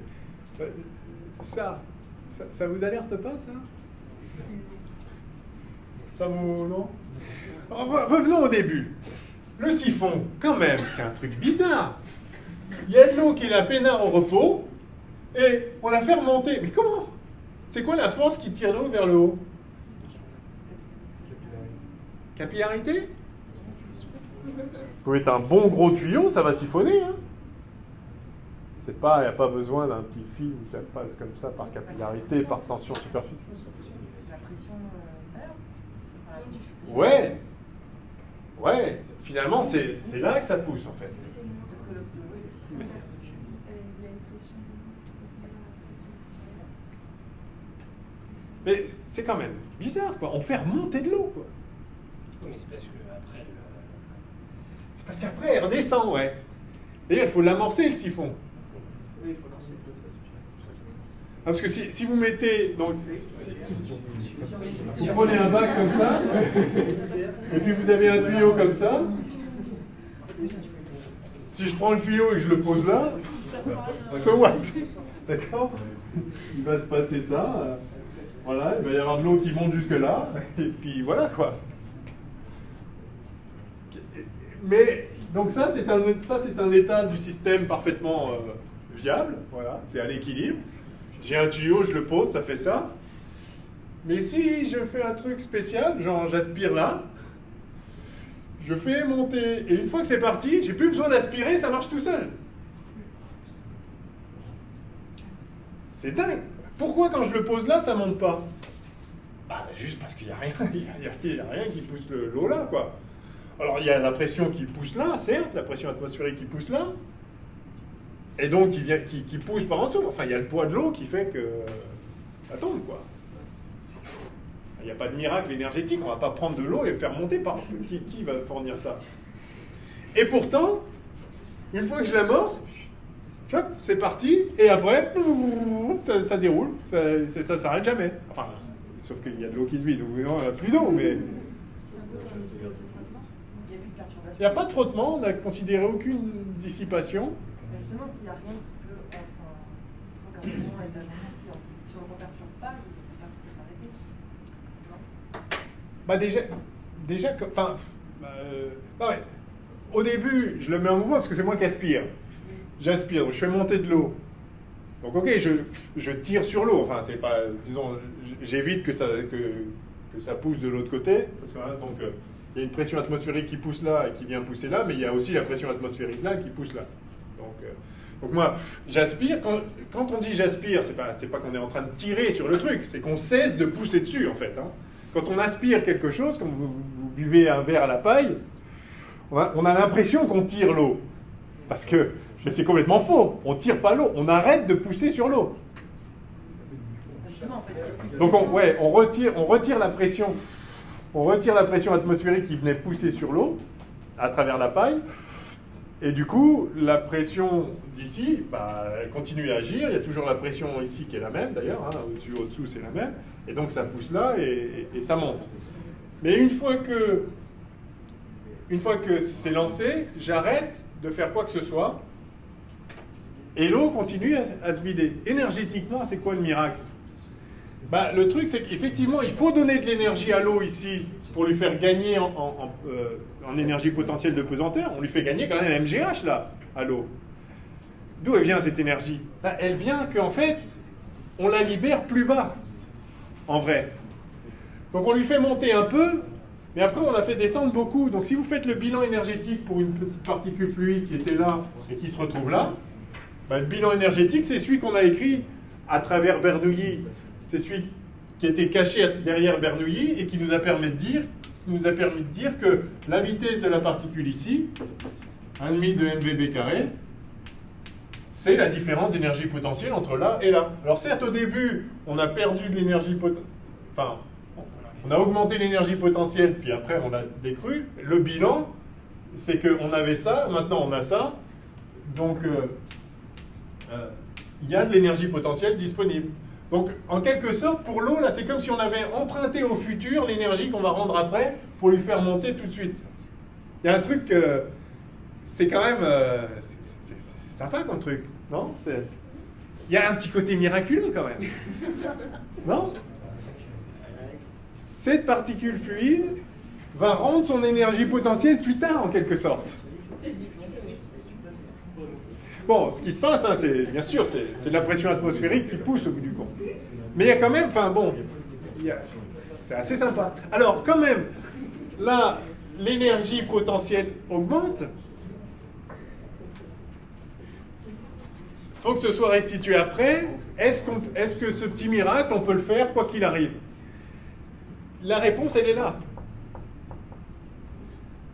Tout va très bien, mais vous voyez que quand on fait ça, la pression en B, parce que Bernoulli, parce que 1,5 de P, parce que cette quantité-là se conserve, là, non seulement on se retrouve plus haut, et en plus on a accéléré. C'est-à-dire la particule fluide qui est là, elle est partie de là, elle était plus bas, elle n'avait pas de vitesse, maintenant elle a gagné de l'énergie potentielle et gagné de l'énergie cinétique, parce qu'en plus elle est en mouvement.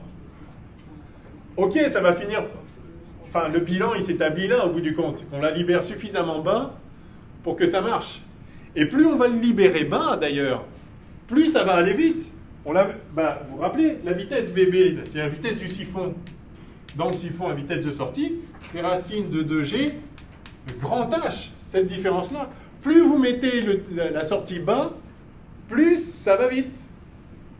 Parce que c'est là que vous récupérez l'énergie, enfin, que vous bouclez le bilan d'énergie. Mais donc, quand même, là, vous gagnez de l'énergie potentielle, vous gagnez de l'énergie cinétique.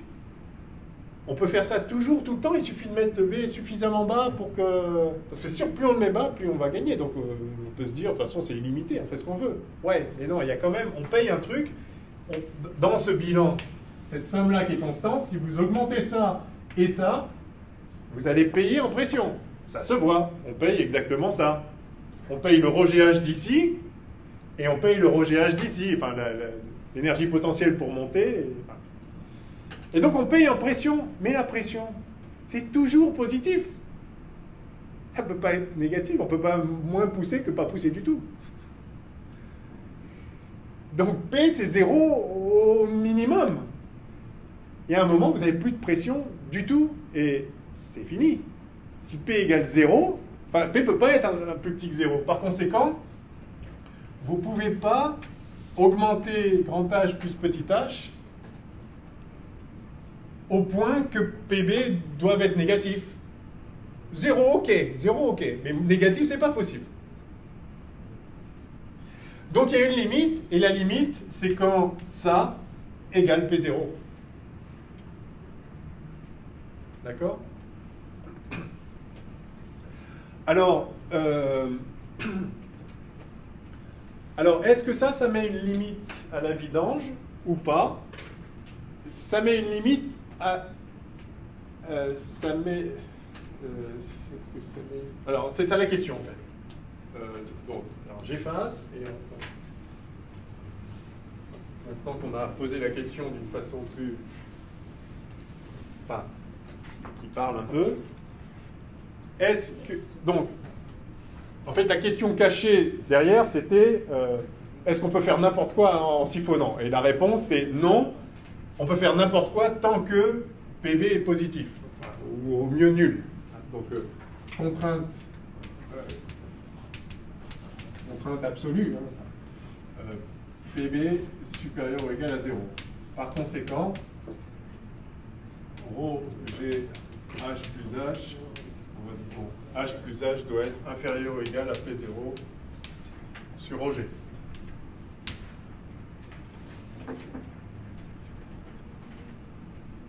Mais au cours de la vidange, donc ça veut dire qu'on ne peut pas faire remonter trop haut ou faire tomber trop bas. Si on fait tomber très bas, c'est bien parce que ça vide plus vite, hein. On a vu la vitesse de sortie est directement dépendante de grand H. Mais sauf que si H augmente trop, on va finir par violer ce truc-là. Donc on peut pas, il y a une limite aussi sur la vitesse de sortie du... Donc, un autre exercice pourrait poser la question autrement, quoi. Quelle est la vitesse maximale qu'on peut obtenir? Bah, c'est celle qui nous... C'est comme la vitesse maximale, comme la vitesse de sortie, c'est racine de 2GH. La vitesse maximale, c'est le H maximal, et le H maximal, c'est ça moins H. Bref, après on peut tourner le problème comme on veut, mais ce qu'il faut comprendre, c'est que P doit être plus grande que 0. Alors, tel que c'est posé là, c'était... C'est quoi? Oui, donc si ça a commencé... Donc on a le siphon dans une certaine position. Si ça a commencé, est-ce que ça peut aller jusqu'au bout? Et la réponse, c'est que... Enfin, réfléchissons ensemble, mais oui, si on ne change pas, donc si on touche pas au siphon, c'est-à-dire qu'on ne le monte pas, on ne le descend pas, bah H va rester le même. Non, H, ça va devenir ça, mais petit h, ça va augmenter. Mais grand H plus petit h va rester constant, en fait. Donc ça va se répartir différemment, le gain d'énergie potentielle, enfin la perte d'énergie, le gain d'énergie potentielle, etc., et perte de pression, ça va se répartir différemment, mais tout ce qui compte, c'est grand H plus petit h, et cette condition ne variera pas au cours du siphonnage. Donc, donc si on démarre, en fait, ça ne s'arrêtera pas. Et s'il y a deux liquides de masse volumique différents? ça peut s'arrêter. Ah, ouais, il faudrait le faire. Oui, c'est possible. Ah oui, c'est possible. Ouais, faudrait le faire. Voilà, encore un autre exo de CAPES pour un prochain CAPES. Faut regarder, mais oui, puisque si vous changez ρ, comme la condition dépend de ρ, alors si au début c'est un certain fluide, si vous avez un fluide lourd en bas, puis léger au-dessus qui sont non miscibles, vous pouvez peut-être vider le premier et pas le deuxième, il faudra regarder. Je préfère qu'on fasse un autre exo, mais voilà, c'est une bonne question. Peut-être que la réponse est non, parce que justement le plus lourd sera en bas et la condition est plutôt plus contraignante pour le plus lourd en fait. Donc probablement non, mais bon, enfin, posons-le. Quoi, vous rangez vos trous, c'est fini? Non. Ah ouais. Satanée incendie. Bon, bah du coup, il faudrait peut-être quand même qu'on fasse un peu les tubes de Pitot, tout ça la semaine prochaine. Donc, on va peut-être perdre un cours dans l'affaire. Hein. Bon, c'est dommage que je puisse pas vous prendre demain, mais ouais, je peux vraiment pas. Bon, allez, bonne fin de semaine.